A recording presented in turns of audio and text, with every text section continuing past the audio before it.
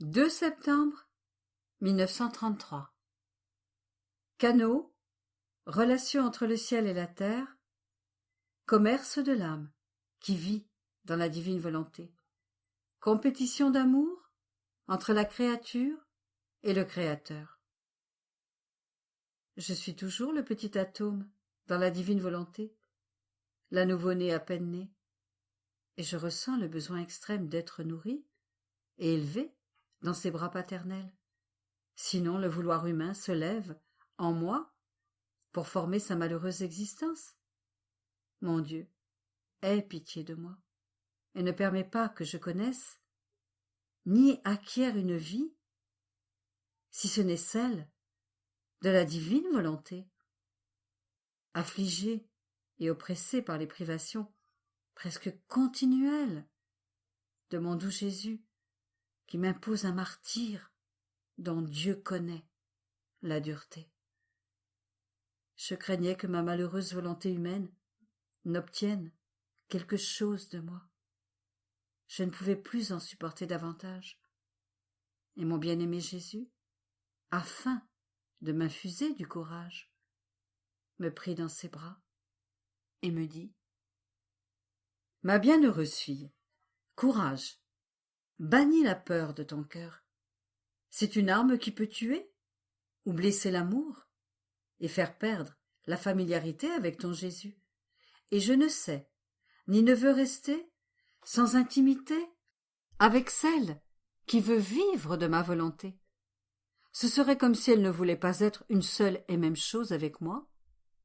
Si tel était le cas, je ne pourrais pas dire que la volonté qui nous anime est une et forme ta vie et la mienne, mais je devrais dire alors que tu as ta volonté et que j'ai la mienne, et cela, je ne le veux pas, car la vie dans ma volonté n'existerait plus en toi.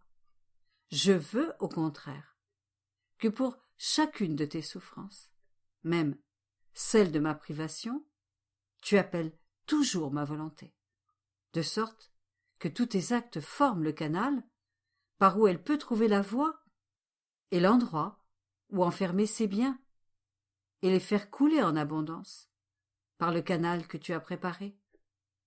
Chacun de tes actes peut être un canal de grâce, de lumière et de sainteté que tu prêtes à ma volonté, qui te fera propriétaire des biens qu'elle dépose dans tes actes pour le bien de tous. Tu vois par conséquent que tes souffrances et tes actes devraient me servir de canal pour y déposer les miens, ce qui est toujours pour moi un bonheur de me savoir aimé et connu. Mon désir de déposer mes divines propriétés dans les actes des créatures pour qu'elles en deviennent maîtresses est si grand que je suis toujours aux aguets, telle une vigilante sentinelle, pour voir si ces actes sont exempts de vouloir humain et si elle fait appel à ma divine volonté, qui, en voyant le vide dans les actes humains, utilise ces canaux pour y déposer les plus grandes grâces, les plus sublimes connaissances, une sainteté la plus semblable à la sienne, et former ainsi la dot divine de sa créature bien-aimée.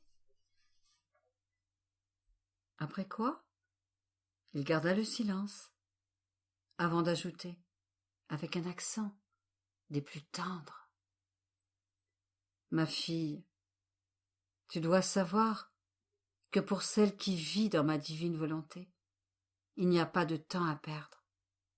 Elle ne doit pas non plus se préoccuper de bagatelles que sont ses peurs, ses agitations et ses doutes.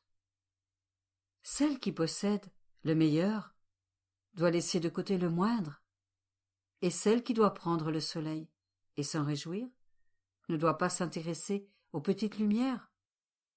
Le jour a plus de valeur que la nuit, et si elle veut s'occuper des deux, elle risque de ne pas profiter de la pleine lumière du soleil, ou de tout ce que le plein jour peut faire. Et il se peut qu'en s'occupant de ce qui est moindre, elle perde le meilleur, d'autant plus que ma divine volonté veut toujours être dans l'acte de donner à celle qui vit en elle, et la créature doit toujours être dans l'acte de recevoir. Si la créature veut s'intéresser à autre chose, ma volonté est contrainte de s'arrêter, parce qu'elle ne trouve pas la créature prête à recevoir ce qu'elle veut donner, et cela brise le divin courant. Et si tu savais ce que cela veut dire, combien tu resterais attentive. De plus, tu dois savoir que lorsque la créature agit dans ma divine volonté, elle entre dans les banques divines pour y effectuer des transactions d'une valeur infinie. Comme elle vient dans notre vouloir, et bien que petite, elle vient alors en maîtresse et se fait propriétaire de ce que possèdent nos banques. Elle prend tout ce qu'elle peut prendre. Et comme elle ne peut pas tout emporter avec elle de ce qu'elle prend, elle en laisse en dépôt, avec nos propres trésors. Nous la laissons faire, et nous nous réjouissons de ces transactions. Et telle est notre bonté que nous lui donnons de l'intérêt sur les acquisitions qu'elle vient de faire. Ainsi, chaque fois que la créature accomplit ses actes dans notre volonté, elle ouvre le commerce entre le ciel et la terre et met en circulation notre sainteté, notre puissance, notre bonté et notre amour. Et pour ne pas être en reste avec notre créature bien-aimée, elle s'élève et nous descendons dans les profondeurs du vouloir humain.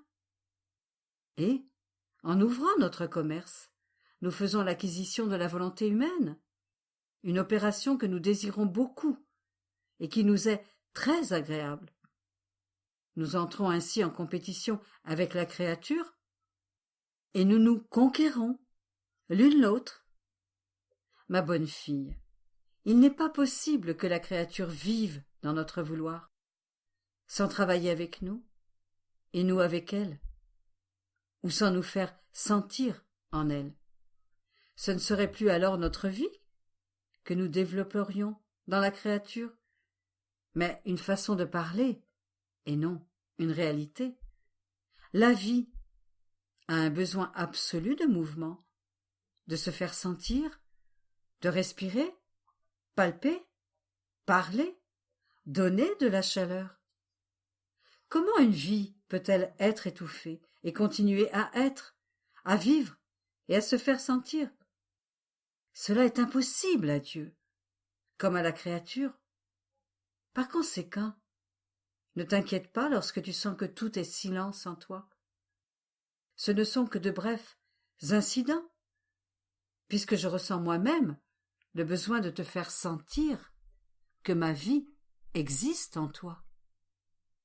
Être en toi, sans faire sentir ma présence, serait mon plus cruel martyre. Je peux le faire pour quelque temps, mais pas pour toujours. Alors, n'y pense plus. Abandonne-toi en moi, et je penserai à tout.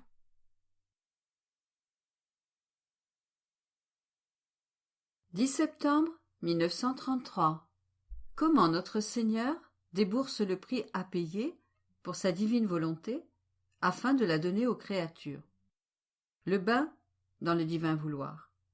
La petite mère de l'âme et la grande mère de Dieu.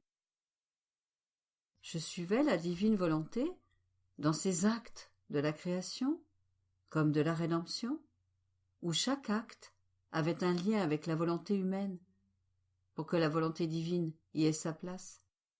Et comme de nombreux actes humains ne recevaient pas la sainteté de l'acte divin, parce qu'ils ne lui donnaient pas la première place, je me disais combien il est difficile pour le fiat suprême d'étendre son royaume dans les actes humains des créatures, alors qu'elles ne reconnaissent même pas l'acte divin qui court en elles, et par conséquent ne l'apprécient pas et ne lui donnent pas la suprématie qui lui est due.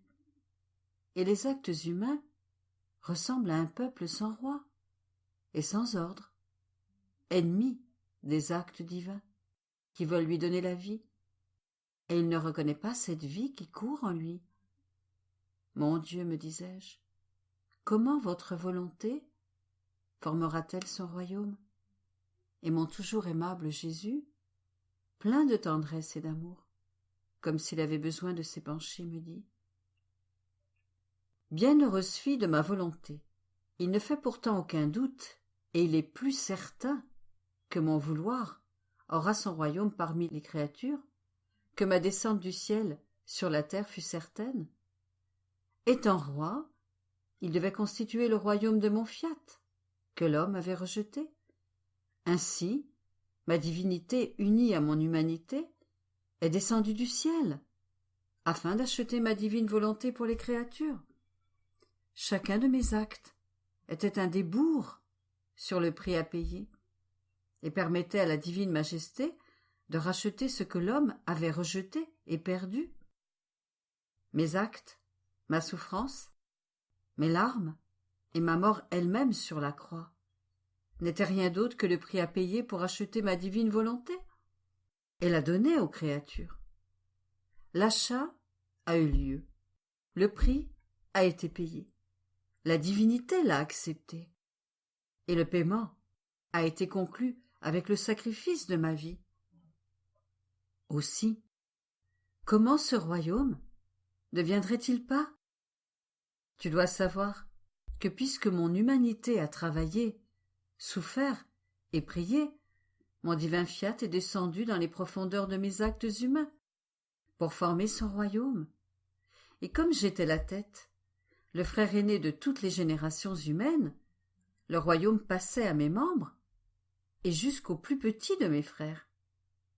La rédemption était cependant nécessaire, parce qu'elle devait servir à cultiver le sol des volontés humaines, à les purifier, les préparer et les embellir, et à leur faire connaître ce qu'avait coûté à cet homme-dieu l'achat de cette divine volonté, pour la donner aux créatures, afin qu'elles puissent recevoir la grâce d'être sous le règne de ma volonté. S'il n'y avait pas eu d'abord la rédemption, il n'y aurait pas eu le prix du débours et l'acte préparatoire à un bien si grand.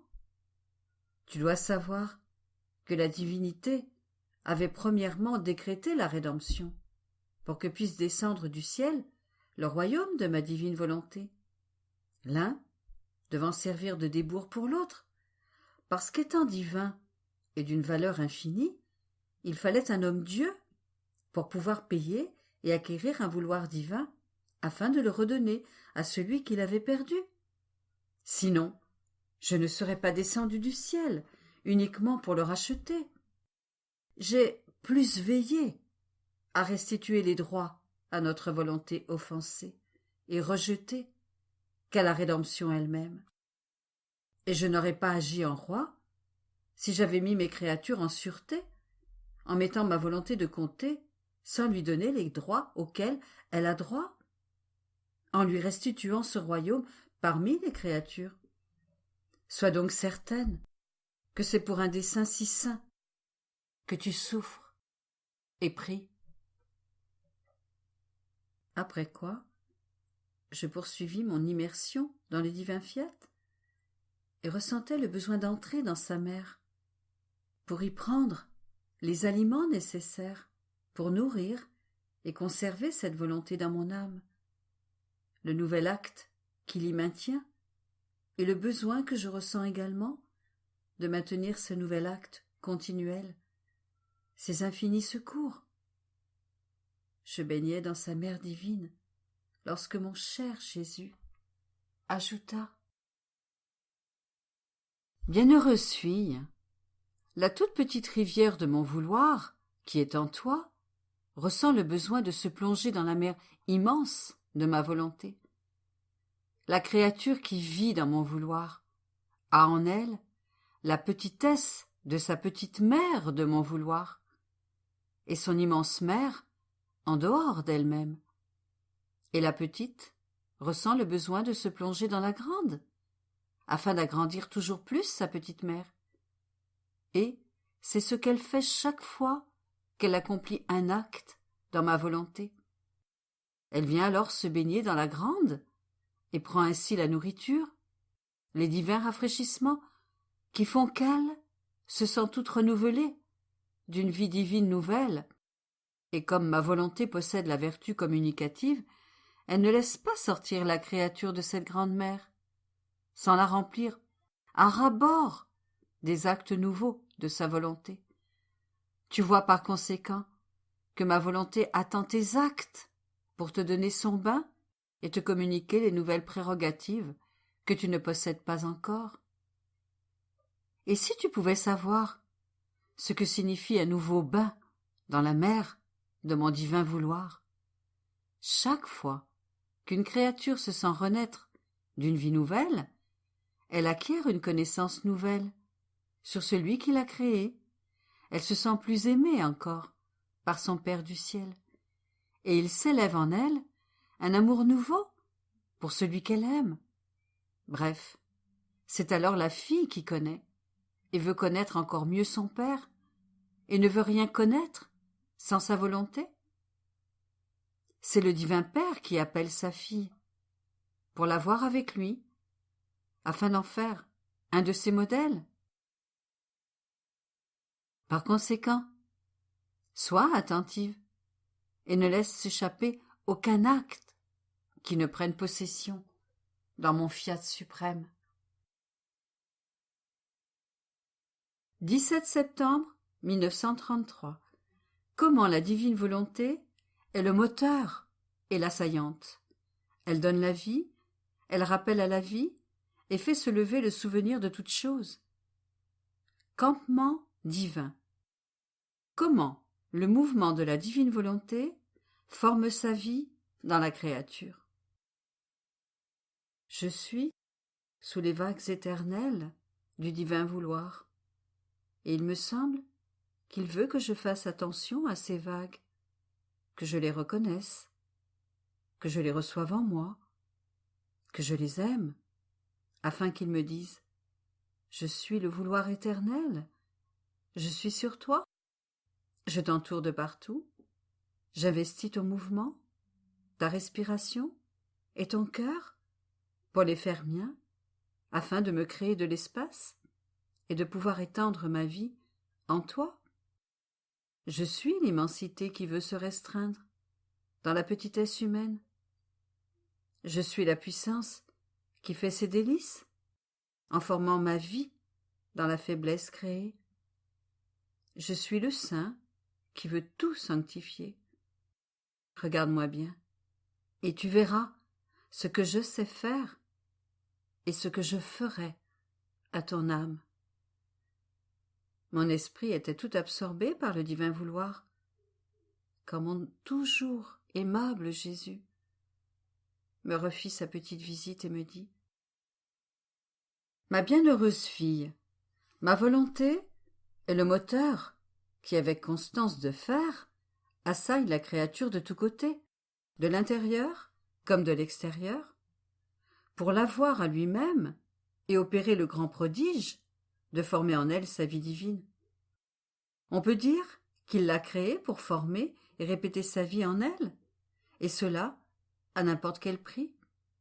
Il tourne autour d'elle, en toutes choses, et semble lui dire « Regarde, c'est moi, je viens former ma vie en toi. » Et, tel un assaillant, il l'attaque de tous côtés, à l'intérieur comme à l'extérieur, de sorte que la créature qui veut y faire attention ressent ma divine volonté, débordée de partout, en formant le prodige de sa vie divine, et personne ne peut résister à sa puissance. Et sais-tu ce que fait cette vie divine? Elle redonne la vie, rappelle toute chose à la vie, tout ce qu'elle a fait dans cette vie, et ce qui a été fait de bien par toutes les créatures. Elle rappelle le doux souvenir de ses œuvres, comme si elle voulait les répéter. Rien n'échappe à sa vie. Elle sent la plénitude de toutes choses, et ô combien la créature se sent heureuse, riche, puissante et sainte. Elle se sent revêtue de tous les actes bons des autres créatures, et elle aime pour toutes, en glorifie le divin fiat, comme s'ils étaient les siens. Et mon vouloir, sans que ses œuvres lui sont rendues par elle, c'est-à-dire l'amour, la gloire de ses œuvres divines, et elle répète, par ce souvenir, la gloire et l'amour des autres créatures. Oh, combien d'œuvres tombées dans l'oubli, combien de sacrifices, combien d'actes héroïques, oubliés au cours des générations humaines, et auxquels on ne pense plus. Il n'y a donc plus la répétition continuelle de la gloire, ni personne pour renouveler l'amour de ces actes. Et ma divine volonté, formant sa vie dans la petitesse humaine, fait ressurgir ce souvenir, afin de donner et de recevoir, de centraliser toute chose en elle-même et former son divin campement. Par conséquent, sois attentive à recevoir ces vagues de mon vouloir. Elles se déversent à nouveau sur toi, afin de changer ton destin. Et si tu les reçois, tu seras sa bienheureuse créature. Après quoi, je continuais à penser à la divine volonté et je me disais, mais comment cette vie divine peut-elle être formée dans l'âme? Et mon doux Jésus ajouta, ma fille, la vie humaine est composée de l'âme, du corps, de membres distincts les uns des autres. Mais quel est le mouvement premier de cette vie? La volonté. Si bien que sans elle, la vie ne pourrait ni accomplir de belles œuvres, ni acquérir des sciences, ni être capable de les enseigner. Par conséquent, toute la beauté de la vie disparaîtrait de la créature. Et si elle possède beauté, héritage, valeur et talent, il faut l'attribuer au mouvement de l'ordre que la volonté maintient sur la vie humaine. Or, si ma divine volonté détient ce mouvement de l'ordre sur la créature, elle forme alors en elle sa vie divine.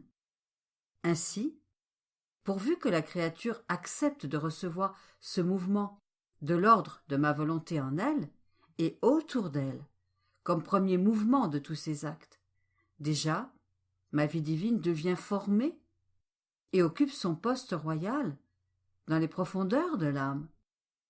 Le mouvement est la vie, et si le mouvement a son origine dans la volonté humaine, on peut l'appeler vie humaine. Si au contraire, il a son commencement dans ma volonté, on peut l'appeler vie divine. Tu vois combien il est facile de former cette vie, à condition que la créature le veuille. Je ne demande jamais des choses impossibles à la créature, et je les facilite plutôt, les rendant adaptables et praticables avant de les demander. Et lorsque je les demande, afin de m'assurer qu'elle pourra faire ce que je lui demande, je m'offre à faire avec elle ce que je veux qu'elle fasse. Je peux dire que je me mets à sa disposition pour qu'elle puisse trouver force, lumière, grâce et sainteté, non pas humaine, mais divine. Je ne vais pas là pour lui donner d'abord ce que je veux lui donner, ni faire ce que je peux faire. Mais dès que la créature fait ce que je veux, je lui donne avec une telle abondance qu'elle ne sent plus le poids, mais le bonheur du sacrifice, ce que ma divine volonté sait comment donner. Et tout comme la vie humaine maintient sa vie, ses membres distincts et ses qualités, notre être suprême maintient lui aussi ses très pures qualités, qui ne sont pas matérielles, car il n'existe en nous aucune matière qui forme notre vie. Sainteté, puissance, amour, lumière, bonté, sagesse, omniscience, immensité, etc. forment notre vie divine. Mais qu'est-ce qui constitue le mouvement qui régit, qui développe, avec une incessante et éternelle motion, toutes nos divines qualités? Notre volonté, Elle est le moteur, l'intendante qui donne à chacune de nos qualités une vie agissante. Si bien que sans notre volonté, notre puissance serait sans exercice, notre amour sans manifestation, et ainsi de suite. Tu vois par conséquent combien tout est dans la volonté, et qu'en la donnant à la créature, nous lui donnons tout. Et comme les créatures sont nos petites images créées par nous, par notre souffle, de minuscules flammes d'amour répandues par nous dans toute la création, que nous leur avons donné une volonté libre, unie à la nôtre, afin de former les fac-similés voulus par nous, rien ne nous donne plus de gloire, d'amour et de satisfaction que de trouver notre vie, notre image, notre volonté dans les œuvres que nous avons créées. Par conséquent, nous confions tout à la puissance de notre fiat pour obtenir ce que nous voulons. Ma fille, tu dois savoir que tant dans notre divinité et dans l'ordre surnaturel que dans l'ordre naturel des créatures, il y a une vertu de nature, une prérogative innée de vouloir produire la vie, des images qui lui ressemblent, et par conséquent un ardent désir de se retransmettre en vie et en œuvre qui la produisent. Il n'y a pas dans la création une seule chose qui ne nous ressemble pas. Le ciel nous ressemble dans l'immensité, les étoiles dans la multiplicité de nos joies et de nos infinies béatitudes. Il y a dans le soleil la ressemblance de notre lumière, dans l'air celle de notre vie qui se donne à tous et à qui nul ne peut échapper, même s'il le voulait, dans le vent qui se fait sentir tantôt avec véhémence et tantôt caresse doucement les créatures et les choses, mais elles ne le voient pas, tout comme dans notre puissance et notre omniscience, nous voyons et nous entendons tout, et tenons toutes choses entre nos mains, et que pourtant elles ne nous voient pas. Bref, il n'y a rien qui n'ait une similitude avec nous. Toute chose nous rend grâce et nous loue, et chacune remplit son rôle pour faire connaître chaque qualité de son Créateur. Or, dans l'homme, ce n'est pas seulement une œuvre que nous avons créée, mais c'est une vie humaine et une vie divine qui furent créées en lui. C'est pourquoi nous voulons et désirons ardemment reproduire en lui notre vie et notre image. Nous en arrivons à le submerger d'amour, et lorsqu'il ne se laisse pas inonder, parce qu'il est libre, nous en sommes à le persécuter d'amour, sans lui laisser trouver la paix dans tout ce qui nous échappe. Ne nous trouvant pas en lui, nous lui faisons une guerre incessante, parce que nous voulons que notre belle image et notre vie soient reproduites en lui. Et comme toutes choses sont faites et greffées par nous, il existe également, dans l'ordre naturel, cette vertu de vouloir reproduire des choses et une vie similaire. Tu le vois dans la mère qui génère un enfant, et elle veut ardemment le voir venir au jour, semblable à ses parents. Et si l'enfant leur ressemble, combien ils sont heureux! Ils s'en vantent et veulent le montrer partout. Ils l'élèvent dans leurs coutumes et leurs voix. Bref, cet enfant devient leur préoccupation et leur gloire. Mais par contre, si l'enfant ne leur ressemble pas, s'il est laid et difforme, oh combien d'amertume et de tourments! Et ils en viennent à dire, dans leur grande tristesse, on dirait que cet enfant n'est pas de nous, ni de notre sang. Humiliés et confus, ils voudraient presque le cacher, pour que personne ne le voie, et cet enfant sera toute sa vie la torture de ses parents. Toute chose possède la vertu de reproduire des choses similaires. La semence produit d'autres semences. La fleur, d'autres fleurs. L'oiseau, d'autres petits oiseaux. L'oiseau, d'autres petits oiseaux, etc. Ne pas reproduire des choses similaires, c'est aller contre la nature humaine et divine. Par conséquent, notre plus grand chagrin est que la créature ne soit pas semblable à nous. Et seule, celle qui vit dans notre volonté, peut être la joie, la porteuse de la gloire et du triomphe de notre œuvre créatrice. 24 septembre 1933. L'humanité de notre Seigneur est le sanctuaire et la gardienne de toutes les œuvres des créatures. Comment l'amour ne dit jamais que c'est assez. Mon abandon dans le fiat continue, et je ne peux faire moins que ressentir le murmure de sa vie. Ne pas sentir ce murmure serait comme ne plus avoir de vie. Ce murmure donne la lumière et la force. Il vous fait sentir sa vie qui réchauffe et vous transforme en elle. Divine volonté, combien tu es aimable et admirable. Comment ne pas t'aimer?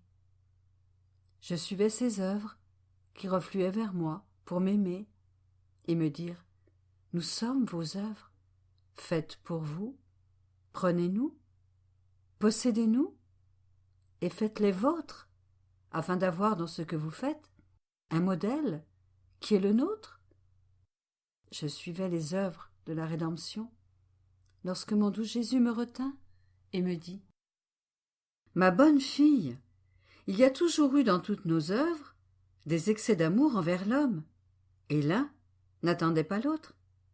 Ce n'était pas assez que de descendre du ciel sur la terre, et par chacun de mes actes et chacune de mes souffrances, appeler la créature dans mon omniscience pour la serrer dans mes bras, la remodeler, pour la renouveler, et lui donner la vie nouvelle que j'avais apportée du ciel.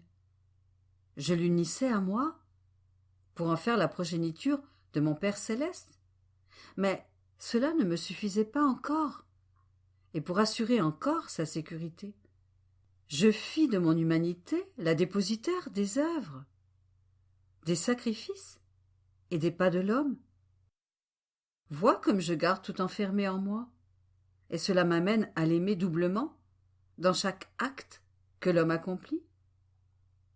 En m'incarnant dans le sein de la Vierge Immaculée, j'ai formé mon humanité en me constituant la tête de la famille humaine, afin d'unir à moi toutes les créatures, d'en faire mes membres, de sorte que tout ce qu'elles font est enclos dans le sanctuaire de ma sainte humanité.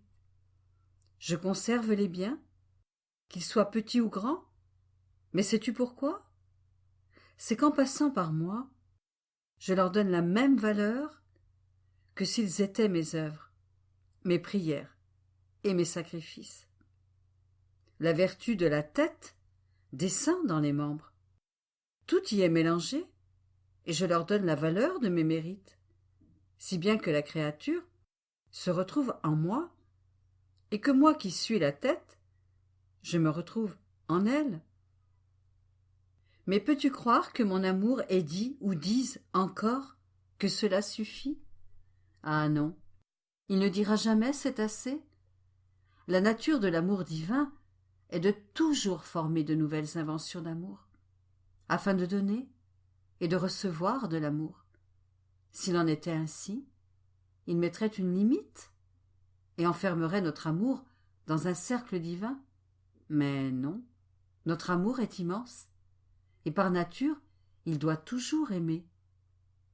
C'est pourquoi je veux que mon humanité soit suivie par le champ immense de ma divine volonté, qui accomplira des choses incroyables par amour pour les créatures. Tu vois ses connaissances et son désir de régner. et comment pourrait-elle, sans régner, dispenser ses surprises d'amour? Par conséquent, sois attentive, et tu verras que ma volonté sait ce qu'il faut faire.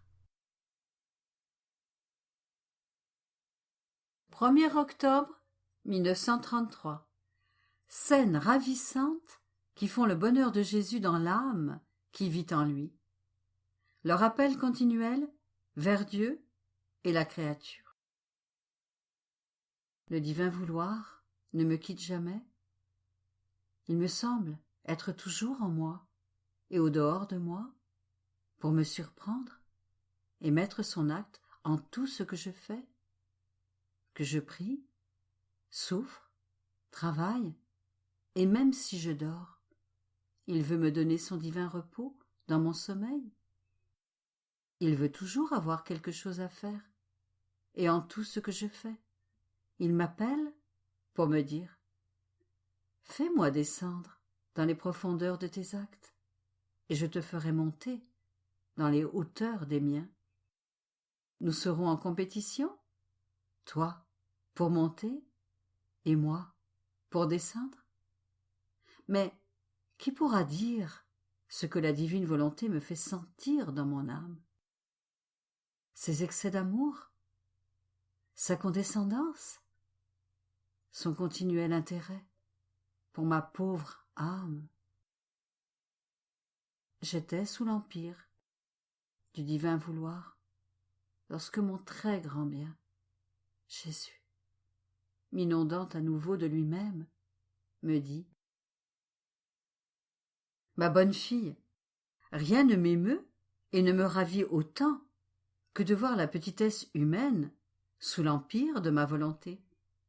Le divin dans l'humain, le grand dans le petit, le fort dans le faible, qui se cachent l'un dans l'autre pour se conquérir l'un l'autre.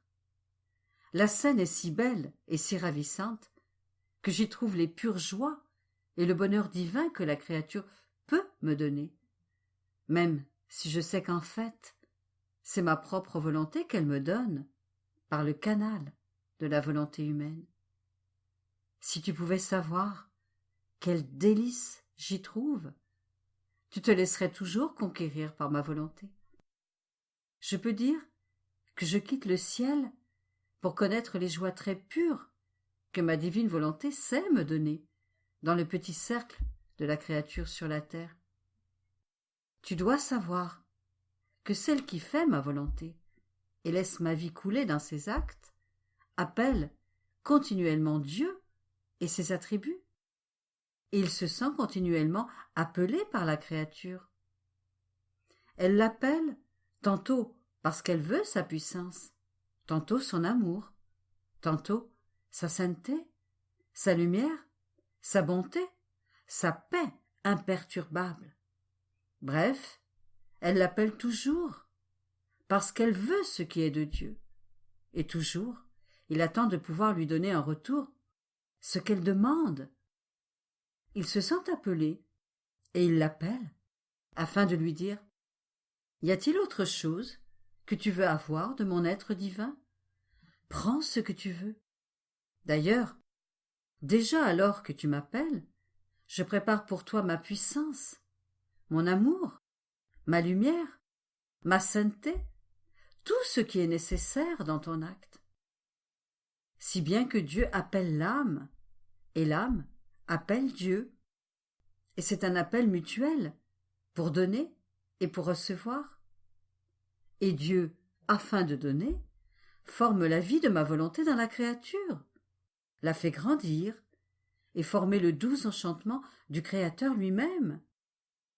Un acte continuel possède ce pouvoir, qui fait que Dieu ne sait comment se dégager de la créature, ni la créature de Dieu.